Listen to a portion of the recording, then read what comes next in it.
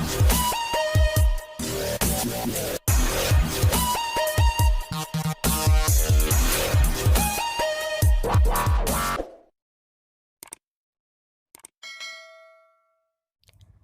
दोस्तों, स्वागत है आप सभी का हमारे यूट्यूब चैनल पर।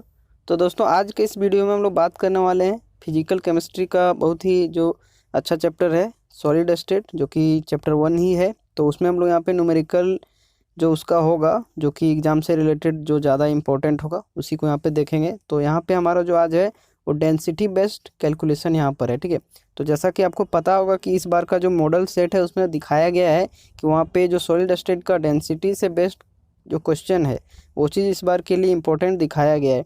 तो क्यों ना हम उस चीज़ पर अच्छे तरीके से क्वेश्चन को प्रैक्टिस कर लें, ताकि एग्जामिनेशन में किसी भी तरह का अगर क्वेश्चन आता है तो उस चीज़ को हम लोग यहाँ पे सॉल्व कर सकते हैं। तो चलिए एक ही वीडियो में यहाँ पे जो कंप्लीट यहाँ पे कॉन्सेप्ट पूरी आप लोगों को पता चल जाएगा। और कुछ प्रीवियस ईयर क्वेश्चन भी है हमारे, जो जेक बोर्ड में डेंसिटी से रिलेटेड क्वेश्चन पूछा गया उसके लिए। तो यहाँ से देखिए, अगर जब भी क्वेश्चन पूछा जाएगा तो 2 से 3 मार्क्स का तो ज़रूर यहाँ पे इसमें रहेगा, ठीक है। तो चलिए इस चीज़ को यहाँ पे हम लोग स्टार्ट करते हैं। और यहाँ पे मैं बताना चाहता हूँ कि ये जो वीडियो है वो और भी किसी भी बोर्ड के लिए इंपॉर्टेंट हो सकता है। तो इस चीज़ को आप लोग दूसरे बोर्ड वाले भी देख सकते हैं, लेकिन बेसिकली ये जो हमारा चैनल है वो झारखंड बोर्ड पर बेस्ड है। तो चलिए इस वीडियो को हम लोग स्टार्ट करते हैं और यहाँ पे देखते हैं कि हमारा डेंसिटी से क्या क्या कॉन्सेप्ट है, उस चीज़ को हम लोग सॉल्व करने की कोशिश करते हैं। तो चलिए वीडियो को स्टार्ट करते हैं। तो जैसा कि आप लोग जानते हैं कि यहाँ पे कैलकुलेशन जो है हम लोग आज डेंसिटी यूनिट सेल का करने वाले हैं। तो डेंसिटी का आप लोग यहाँ पे फॉर्मूला, जैसा कि आप लोगों को पता होगा कि डेंसिटी जिसको हम लोग रो से डिनोट करते हैं वो होता है जेड इंटू एम अपॉन में होता है ए क्यू इंटू एवोगाड्रो नंबर, जिसको एन ए कहते हैं। और इसका जो यूनिट होता है ग्राम पर सेंटीमीटर क्यूब होता है, ठीक है।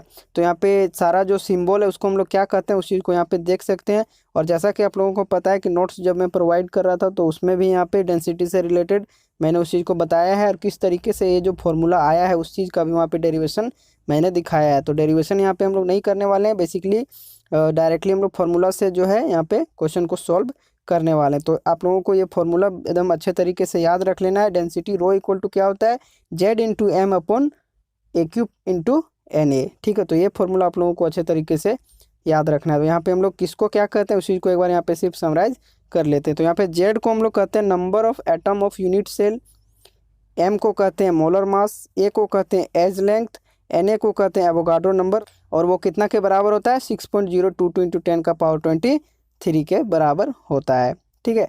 तो चलिए इस पर बेस्ड हम लोग यहाँ पे क्वेश्चन को स्टार्ट करते हैं करना। और यहाँ पे जो भी चीज़ मैं समझाता हुआ जाऊँगा उस चीज़ को आप लोग अच्छे तरीके से समझ लीजिएगा, और इससे बाहर आपका बोर्ड एग्जामिनेशन में कभी भी नहीं पूछा जाता है। तो चलिए क्वेश्चन को अब स्टार्ट करते हैं। तो फर्स्ट क्वेश्चन यहाँ पे हमारा कुछ इस तरीके से है कि यहाँ पे बोला गया है कि एन एलिमेंट विथ डेंसिटी, इसमें क्या किया है कि एक एलिमेंट है उसका डेंसिटी ही दे दिया गया है, फॉर्म्स अ FCC लेटिस। अब आप लोगों को एक चीज़ यहाँ पे याद रखना, हमेशा ये जो लेटिस किस तरीके का है इसमें आप लोगों को याद रखना, यही आपको जो है जेड का वैल्यू देगा, ठीक है। तो यहाँ पे किस तरीके का है, FCC लेटिस है, मतलब इसका जेड का वैल्यू कितना हो जाएगा, 4 हो जाएगा। FCC जैसा कि आपको पता होगा कि लेटिस में वहाँ पे बताया गया यूनिट सेल में। फिर यहाँ पे कहा गया कि with edge length, edge length उसका ये जो दिया गया है वो दिया गया है 4 इंटू 10⁻⁻8 सेंटीमीटर, ठीक है। ये चीज़ यहाँ पे क्वेश्चन में दिया गया। फिर आगे कहता है कि calculate the atomic mass of the element, basically वही जो हमारा एम होगा। गिवन यहाँ पे जो हमारा एवोगाड्रो नंबर वो चीज़ यहाँ पे क्वेश्चन में दे दिया गया है।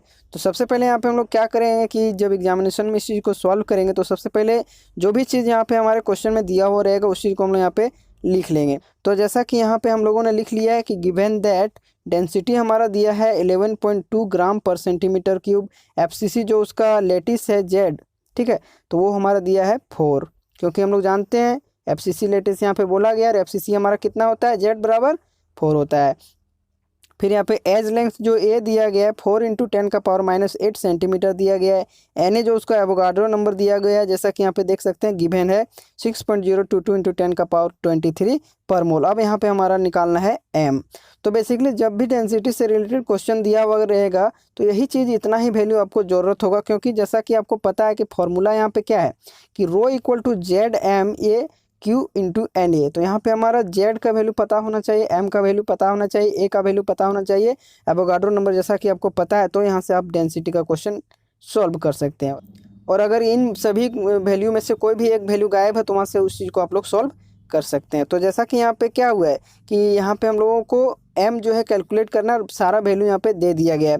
तो उसी तरह से हम लोग यहाँ पे फॉर्मूला सबसे पहले लिख लेंगे, क्योंकि हम लोग पहले से जानते हैं कि रो बराबर Z M upon A Q into N A होता है। तो यहाँ पे हम लोगों को m निकालना है, तो इस चीज़ को हम लोग अरेंज कर लें कुछ इस तरीके से कि m बराबर निकालें तो यहाँ पे rho into A Q into N A upon Z हो गया। अब सारा वैल्यू यहाँ पे हम लोग कुछ इस तरीके से पुट कर देंगे।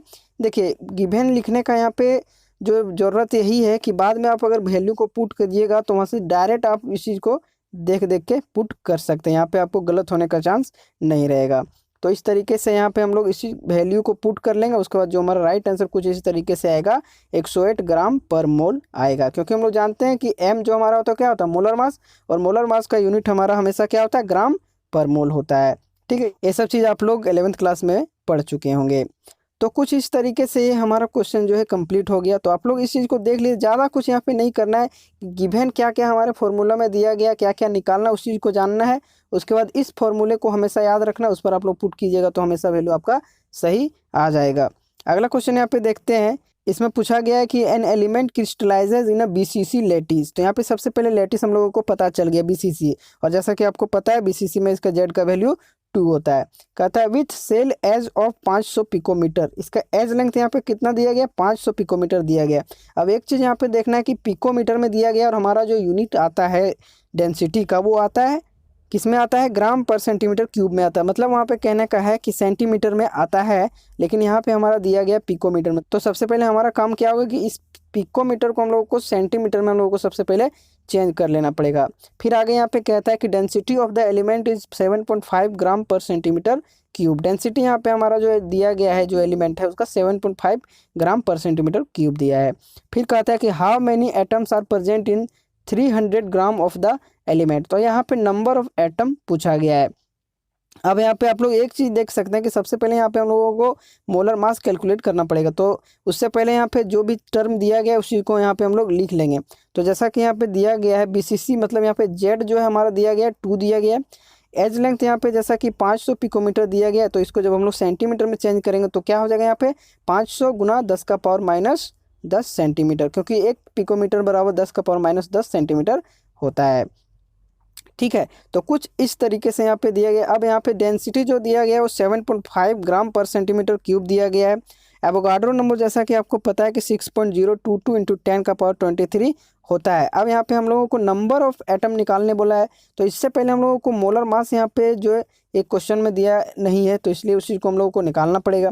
तो यहाँ पे क्या करेंगे कि सबसे पहले मोलर मास हम लोग कैलकुलेट करेंगे, और मोलर मास अभी हम लोग ऊपर का क्वेश्चन देखे थे उसी तरीके से सिंपली कैलकुलेट कर लेंगे। उसके बाद जब हमारा मोलर मास निकल जाएगा तो यहाँ पे हम लोग नंबर ऑफ एटम निकाल लेंगे। तो किस तरीके से निकालेंगे चलिए यहाँ पे देखते हैं।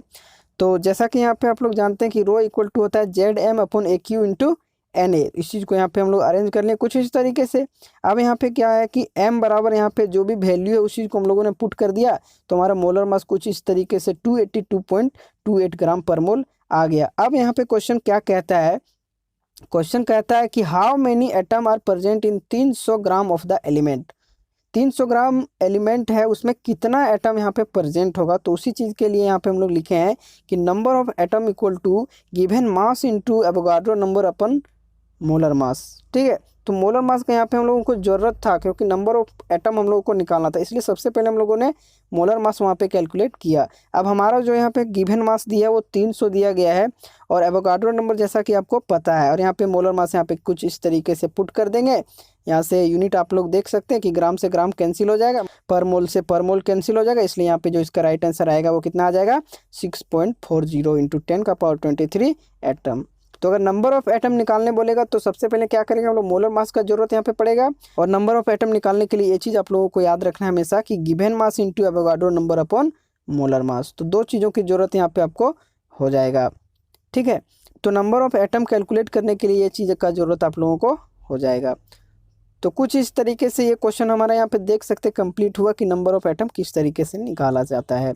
तो इसी पर बेस्ड यहाँ पे जैक 2009 में क्वेश्चन पूछा गया था। इसमें क्वेश्चन यहाँ पे सेम था लेकिन कुछ वैल्यू आपको चेंज दिया गया था। तो कुछ इस तरीके से यहाँ पे इसी पर बेस्ड ये क्वेश्चन था। तो यहाँ पे इसका जो बीसीसी जैसा कि ये भी था, लेकिन इसमें एज लेंथ इसका 6.8 पिकोमीटर था। फिर यहाँ पे इसका जो डेंसिटी था वो 7.2 ग्राम पर सेंटीमीटर क्यूब था। और नंबर ऑफ एटम जैसा कि यहाँ पे 300 में पूछा गया था, लेकिन यहाँ पे 208 ग्राम था। तो ये जैक 2009 का क्वेश्चन कुछ इस तरीके से था, इसी पर बेस्ड यहाँ पे था 2009 का क्वेश्चन। ठीक है, तो इसको आप लोग अपने तरीके से सॉल्व कर सकते हैं और इसी का जस्ट मतलब सेम है, वैल्यू सिर्फ यहाँ पे कुछ इस तरीके से ए का वैल्यू चेंज है, रो का वैल्यू चेंज है और नंबर ऑफ एटम निकालने टाइम यहाँ पे जो दिया गया था वो चीज़ यहाँ पे चेंज था। तो ये जैक 2009 में क्वेश्चन पूछा गया है, इस चीज़ को आप लोग अच्छे तरीके से देख लीजिएगा। इसमें नंबर ऑफ एटम निकालने का बात किया गया था। ठीक है, एक क्वेश्चन यहाँ पे और देख लेते हैं हम लोग। इसमें बोला गया है कि an element having BCC geometry. फिर से यहाँ पे हम लोग देख लिए कि बीसीसी ज्योमेट्री है, मतलब इसका जेड का वैल्यू कितना है, 2 है। Has atomic mass 50।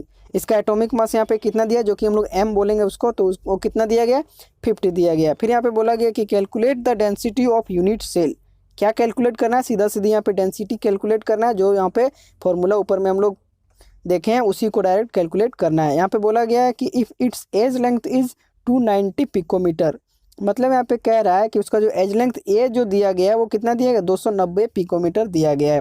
देखिए बात वहीं पे घूम फिर के आएगा, आपको अगर कोई भी एक वैल्यू वहाँ से गायब है तो जितना भी वैल्यू दिया गया उसको आप लोग डायरेक्ट पुट कीजिएगा उस फॉर्मूला में जो ऊपर में बताया गया है, तो उससे आपका डायरेक्ट यहाँ जो है कैलकुलेशन हो जाएगा।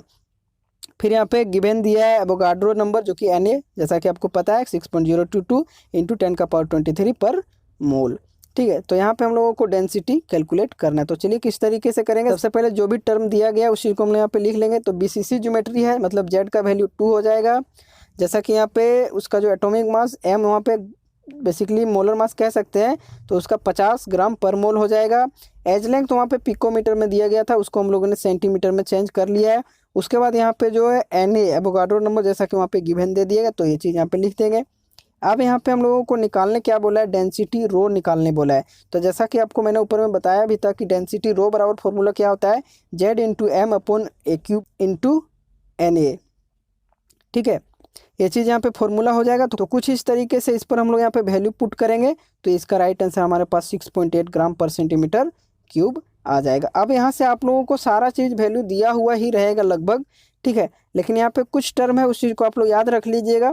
जैसा कि यहाँ पे यूनिट सेल में उसका जेड का जो भी रहेगा हमेशा इससे बाहर आपका बोर्ड एग्जामिनेशन में नहीं पूछा। एफसीसी यूनिट सेल के लिए जेड का वैल्यू 4 होता है, बीसीसी यूनिट के लिए जेड का वैल्यू 2 होता है, एससीसी यूनिट सेल के लिए 1 होता है, कुछ इस तरीके से। तो इसको आप लोगों को हमेशा याद रखना है। अब एक क्वेश्चन आप लोगों को सॉल्व करना है अपने से खुद से। अब इसमें यहाँ पे कुछ बता दे रहा हूँ कि क्या चीज़ है। यह कंपाउंड बोला गया कि एफसीसी स्ट्रक्चर का है लाइक जेडएनएस। तो यहाँ से जेडएनएस से कहने का मतलब है कि CuCl और जेडएनएस सेम टाइप का है, बेसिकली किस तरीके का, एफसीसी स्ट्रक्चर है। फिर कहता है इट्स डेंसिटी 3.4 ग्राम पर सेंटीमीटर क्यूब। उसका जो डेंसिटी दिया गया वो 3.4 ग्राम पर सेंटीमीटर क्यूब दिया गया है। Edge of the unit cell, मतलब बेसिकली कह सकते हैं। तो एज लेंथ यहाँ पे एज जो है इसका पूछा गया है, तो सारा चीज़ वहाँ पे सबसे पहले लिखना है, उसके बाद अपने तरीके से उसको सॉल्व करके आप लोगों को कमेंट बॉक्स में कमेंट करना है। अब एक क्वेश्चन यहाँ पे जो 2021 का मॉडल पेपर में दिया गया उसको चलिए यहाँ पे हम लोग एक बार सॉल्व कर लेते हैं, देखते हैं वहाँ पे क्या पूछा गया था। उसको मैं वहाँ पे समझा देता हूँ, बाकी बात आप उस चीज़ को खुद से सॉल्व कर लीजिएगा। तो ये सब चीज़ आप लोगों को अच्छे तरीके से याद रखना। बेसिकली ये फॉर्मूला का जितना भी चीज़ है, जितना भी यहाँ पे टर्म है, इस चीज़ को आप लोगों को याद रख लेना है और सारा चीज़ हमेशा गिवन दैट में लिखना है। उसके बाद जो चीज़ नहीं रहेगा उसको वहाँ से कैलकुलेट कर लेना है। तो चलिए वहाँ पे मॉडल सेट में जो क्वेश्चन पूछा गया तो उसको हम लोग एक बार देख लेते हैं। तो यहाँ पे क्वेश्चन जो है पूछा गया था शॉर्ट आंसर टाइप क्वेश्चन में, ठीक है, जो कि 35 नंबर क्वेश्चन है। तो हो सकता है आपके एग्जामिनेशन में भी यहाँ पे 35 में ये क्वेश्चन दिया हुआ आ सकता है। तो इस चीज़ को आप लोग हमेशा याद रखिएगा, डेंसिटी से क्वेश्चन 1 आने का संभावना इस बार है। तो यहाँ पे जैसा कि बताया गया है कि the density of chromium is 7.2 ग्राम पर सेंटीमीटर क्यूब। फिर यहाँ पे लिखा गया है कि if the unit cell is a cube, ठीक है, यूनिट सेल कैसा है, cube with edge length of 289 picometer. ठीक है, एज लेंथ उसका कितना दिया, 289 पिकोमीटर। फिर बोलता है determine the type of unit cell. ठीक है, टाइप वहाँ पे पूछा गया है। बेसिकली जो वहाँ पे एफसीसी बीसीसी हम लोगों ने देखा था कि किस टाइप का यूनिट सेल है, तो उसी को यहाँ पे डायरेक्टली पूछ लिया गया है। मतलब अगर आप लोग जेड का वैल्यू कैलकुलेट कर लेते हो तो वहाँ से आपको पता चल जाएगा कि किस तरीके का यूनिट सेल है। एटॉमिक मास यहाँ पे जैसा कि दिया गया है, बेसिकली एम जो है वो चीज़ दे दिया गया है।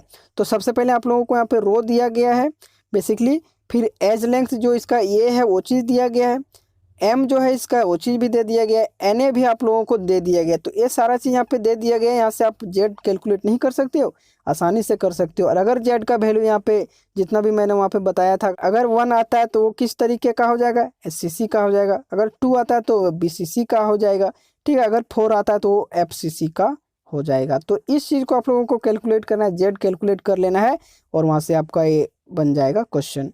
तो यही क्वेश्चन मॉडल सेट में दिया गया। तो इस बार आपके एग्जामिनेशन के लिए भी बहुत ज़्यादा इंपॉर्टेंट है। हो सकता है इसी टाइप का क्वेश्चन आपको देखने को मिल जाएगा या फिर यही क्वेश्चन आपको देखने को मिल जाएगा। तो इसको जरूर एक बार आप लोग प्रैक्टिस कर लीजिएगा, ठीक है। और आशा करता हूँ ये वीडियो आप लोगों को बहुत ज़्यादा पसंद आया होगा, और पसंद आया होगा तो वीडियो को एकदम लाइक कर दीजिएगा। एकदम यहाँ से आपका समझ लीजिए कि सीधा सीधी क्वेश्चन यहाँ से आने वाला है आपका एग्जामिनेशन में, ठीक है। और दोस्त लोग के साथ शेयर कर दीजिएगा। चैनल पर नए होंगे तो सब्सक्राइब कर लीजिएगा। और अगर किसी भी तरह का आपको कैलकुलेशन से रिलेटेड दिक्कत हो रहा है तो उसको आप लोग कमेंट कर सकते हो। बोले इस टॉपिक में हम लोगों को दिक्कत है, तो उस चीज़ पर मैं यहाँ पे वीडियो लेकर आने की कोशिश करूँगा, ठीक है। तो आशा करता हूँ आप लोग अच्छे तरीके से अपने एग्जाम की प्रिपरेशन कर रहे होंगे। तो चलिए इस वीडियो को यहीं पर रखते हैं। यहाँ तक आप सभी का धन्यवाद।